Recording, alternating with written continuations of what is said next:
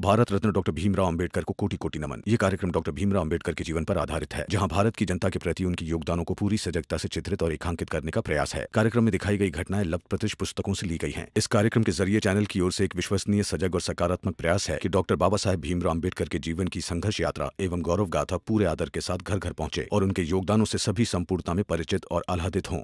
Doctor साहब, मेरे बहू को होश आ गया, देखिए ना जरा।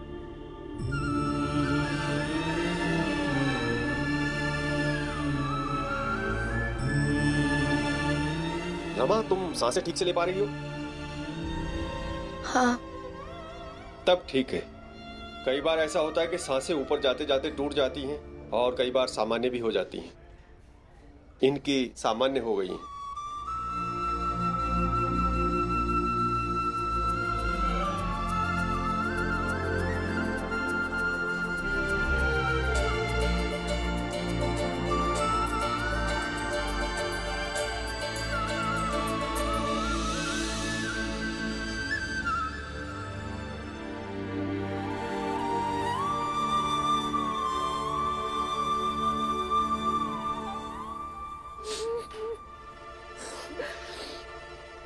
करुणा, सुना क्या? रमा मर गई। रमा जिंदा है।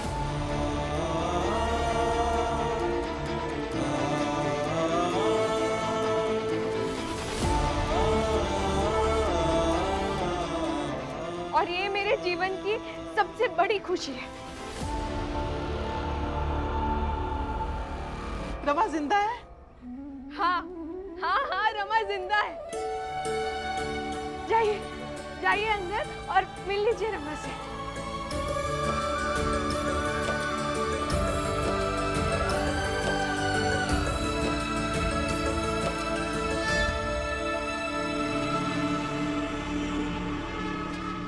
तुझसे ये उम्मीद नहीं थी। जाकर उस भीम और रमा से मिल गई तू? माफ कर दीजिए आई, माफ कर दीजिए मुझे। मैं भूल गई थी कि इस घर में तो वही दोनों लेकर आए थे मुझे। और जब घर में एक कोना मिल गया तो वो दोनों जो लेकर आए थे उनके एहसानों को भुलाकर घर की जेठानी थी तो उसके हक के बारे में सोचने लगी। फिर मुझे आप मिली और 2, 4, 6 दिन में ही ये समझ आ गया कि जब घर की सास मेरे साथ हो तो देवर और देवरानी की कितनी ही हैसियत होगी। आप मेरी ढाल बन गई और मैं सारी बेशर्मी की हदें पार करती चली गई। बीच में कभी भी रुककर ये नहीं सोचा कि जो भीम रमा मुझे घर में लेकर आए थे मैं उन्हें कितनी पीड़ा देने लगी। आपके साथ मिलकर भीम रमा के खिलाफ षड्यंत्र पे षड्यंत्र करने लगी। और देखिए ना आई, आज उसी रमा ने मेरे पति की जान बचाई, घर दिया, पति बचाया। उसके बाद भी अगर मैं उनकी ना हो पाऊं तो पतित हो जाऊंगी। मैं आई पतित हो जाऊंगी।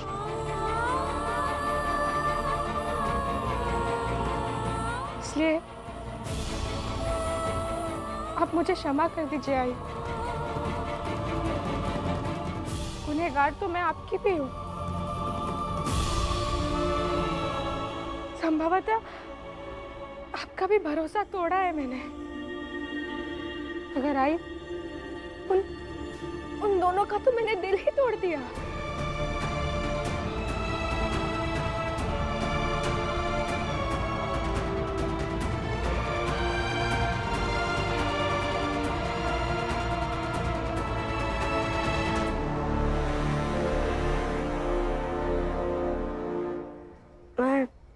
मैं ठीक हूँ। अब ये बिल्कुल ठीक है। बस जख्म थोड़ा गहरा है, उसे भरने में थोड़ा समय लगेगा। दवाइयाँ लेती रहेंगी तो बहुत जल्दी ठीक हो जाएंगी। तो अब हम घर जा सकते हैं क्या? अभी घर क्यों जाना है इतनी जल्दी? आज रहो यहीं पर। कल अगर डॉक्टर साहब बताएंगे तो फिर कल चले जाएंगे। नहीं, चलते हैं ना घर। अपना घर होगा।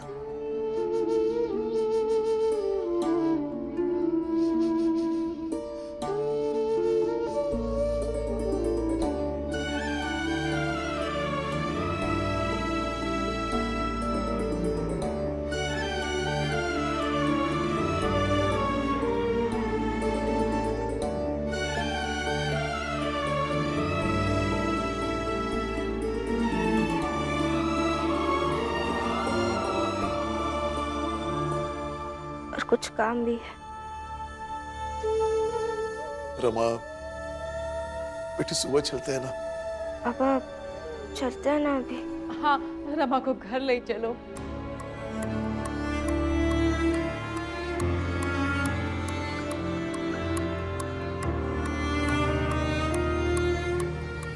हाँ रमा, घर चलो। छोटे भाई की पत्नी भी तो बहन जैसी ही होती है ना।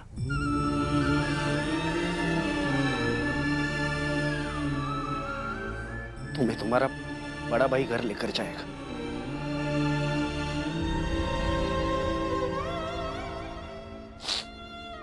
हाँ बेटा, घर चलते। इतने दिनों बाद बहुत सारे रिश्ते जुड़ गए हैं। सब लोग घर जाने के लिए तड़प रहे हैं। घर चलते। हाँ डॉक्टर साहब, दवाई लिख कर दे दीजिए। हम रमा को घर ले जाएंगे। ठीक है, मैं दवाई लिख के दे देता हूँ, बाकी थोड़ा इनका ध्यान रखिएगा।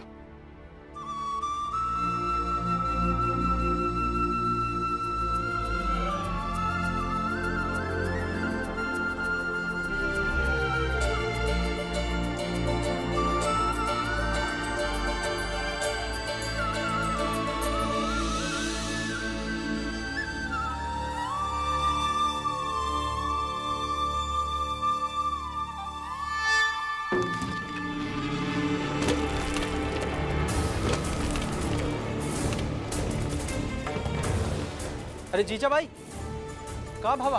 अरे मर गया मेरा भरोसा उस करुणा पर से। मर गई मेरी उम्मीद कि वो करुणा कुछ कर सकती है। जिंदा रह गई वो रमा जिसे नहीं रहना चाहिए था।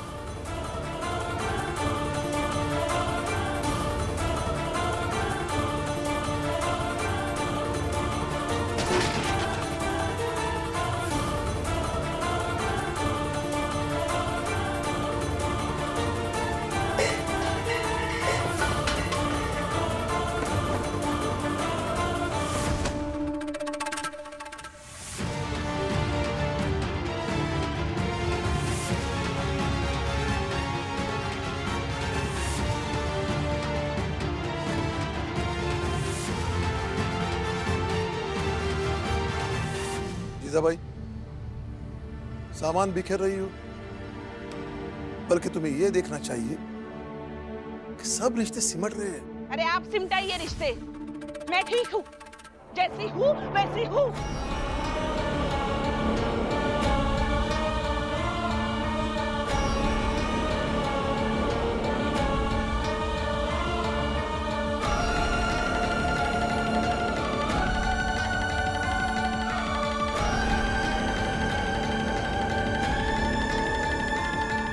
अंदर चलो।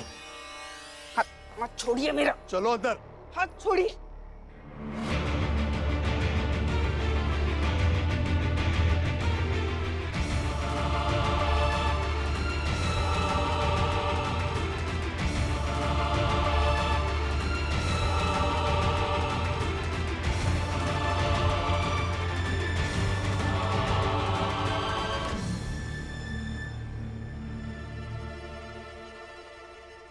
जोखू, अब की बार मार लिए ना हमें।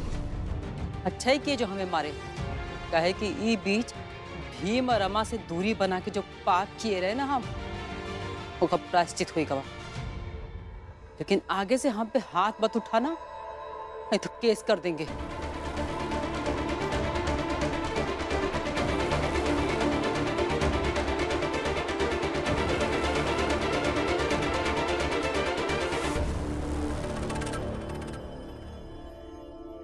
इस चाल की हवा बदल रही और बदल रहा है ये शहर।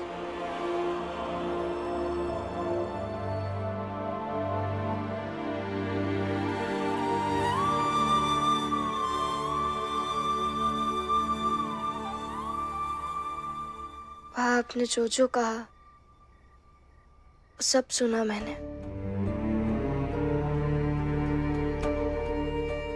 सांसें नियंत्रण में नहीं थी, लेकिन दिल थाम के सब सुना और सोचा कि कितना प्रेम करता है आप मुझसे। बस अब रोना मत शुरू कर देना। डॉक्टर ने क्या कहा है? सिर्फ और सिर्फ आराम करना है। रोना नहीं, बिल्कुल भी नहीं, रोऊंगी नहीं। अब जाइए, सो जाइए। तुम भी सो जाओ।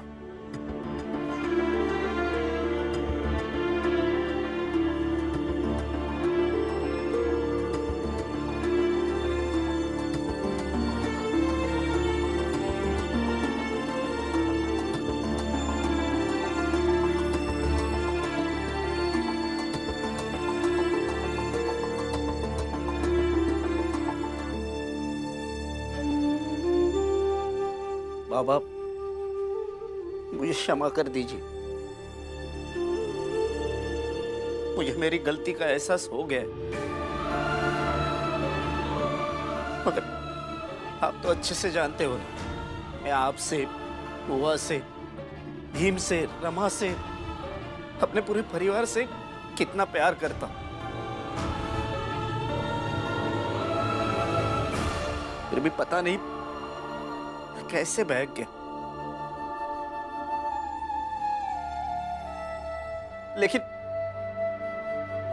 लेकिन मैं आपको विश्वास दिलाता, आज के बाद मैं और करुणा कभी भी ऐसा कुछ भी नहीं करेंगे जिससे इस घर की आत्मा को चोट पहुंचे। हाँ बाबा, हो सके तो हमें क्षमा कर दीजिए।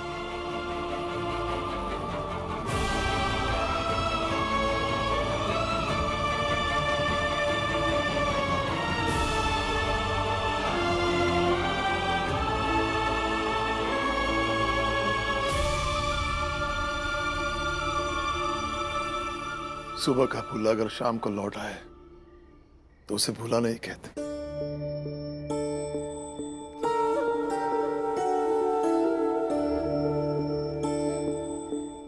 अब तुम दोनों लौट आए, अब तो मेरी उम्र और बढ़ गई। जाओ, आराम करो।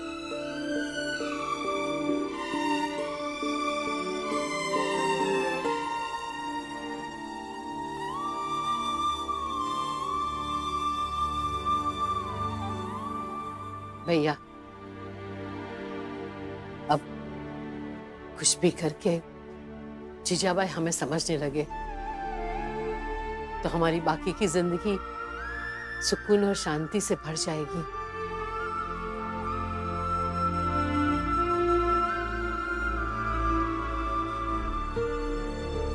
मेरे हाथ में तुम्हारी साड़ी है रमा। बाहर लोगों ने तुम्हारा पुतला बनाया था, उस पर साड़ी डालकर जला रहे थे और कह रहे थे कि हमारी परंपरा है, ऐसा करने से पुतला वाला व्यक्ति सच में मर जाता है।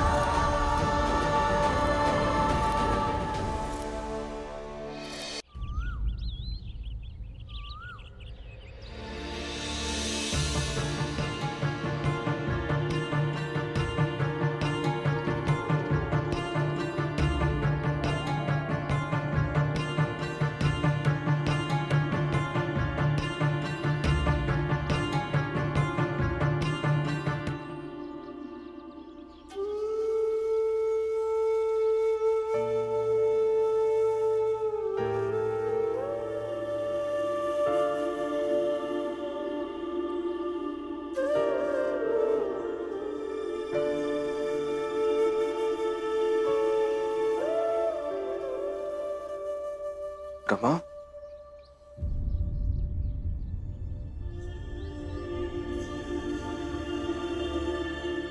ये क्या कर रही हो? बस हो गया।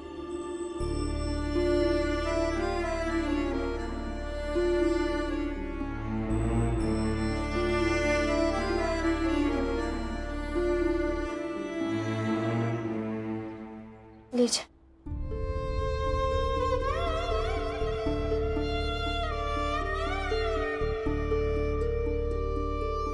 चली हुई साड़ी में दूसरी साड़ी को लगाकर सही कर दिया। उन लोगों ने आपका मेरे प्रति जो प्रेम है उसमें आग लगा दी थी, जला दिया था, लेकिन मैंने उसे रफू कर दिया। मैंने आपके विश्वास और उम्मीद को झुलसाया था। मैंने भाग्य से आपकी हिम्मत ना दी, एक कर दी। अब जाइए, उन्हें साड़ी दिखाइए और कहिए कि आपकी रमा जिंदा है और भीम रमा की जोड़ी अभी और लड़ाई लड़ेगी, बहुत लड़ाई लड़ेगी।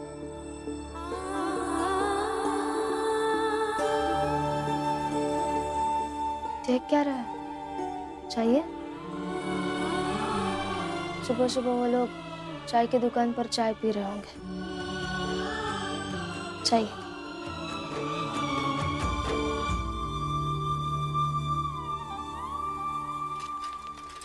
रात में मरते मरते बच गई रमा।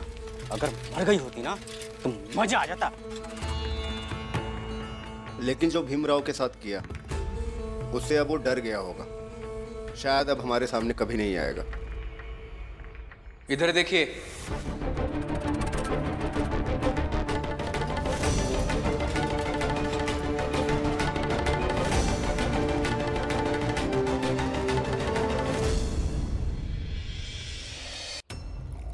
देख लीजिए अच्छे से।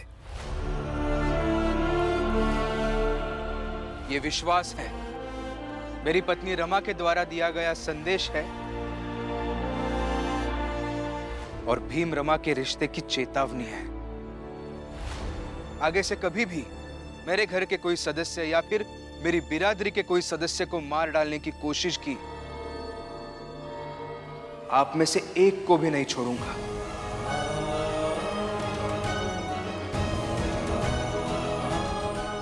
और आज मैं आपको एक सलाह देना चाहता हूं।